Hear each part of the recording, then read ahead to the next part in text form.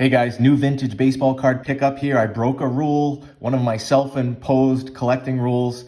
I'll talk about that in a minute here, but before I do, I was out on Greg from Midlife Sports Cards on his channel. By the time this video goes up, it will already be on his channel. It was a really fun conversation talking about grading companies, PSA, Beckett, SGC. Love talking with Greg and love his channel. So if you haven't, go check out that conversation, and I think we're going to try to make it a periodic thing. So here we go.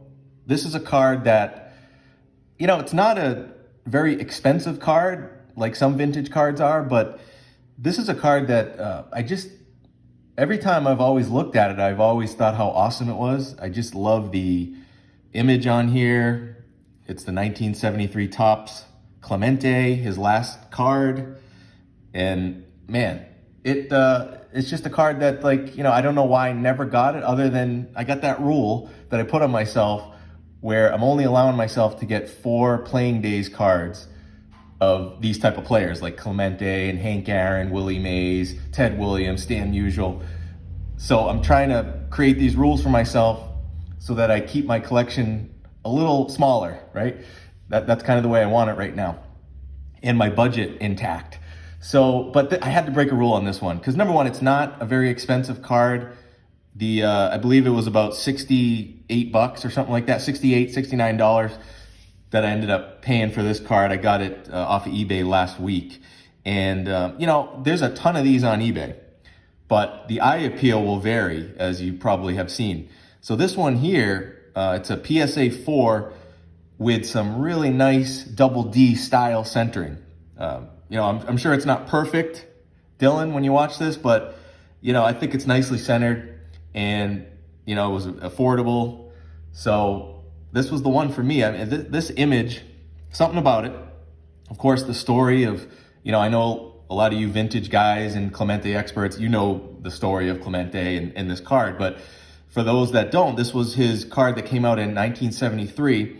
And I believe the photo is from spring training of 72. So he died on, New Year's Eve in 1972, and this card came out after his death. So just a special card, and for some reason, when I look at this card, it's just like, I don't know, it just gives me a feeling of it's an important card, and it's just, I guess, kind of a haunting card in a way, but it's an awesome card. So I said, I'm getting this one, I'm breaking my own rule. I'm going over for it with Clemente.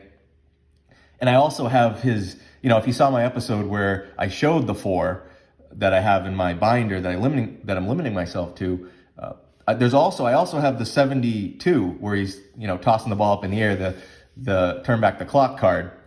But that doesn't break a rule because that's part of my turn back the clock collection, which I haven't shown yet, but I will in a future video.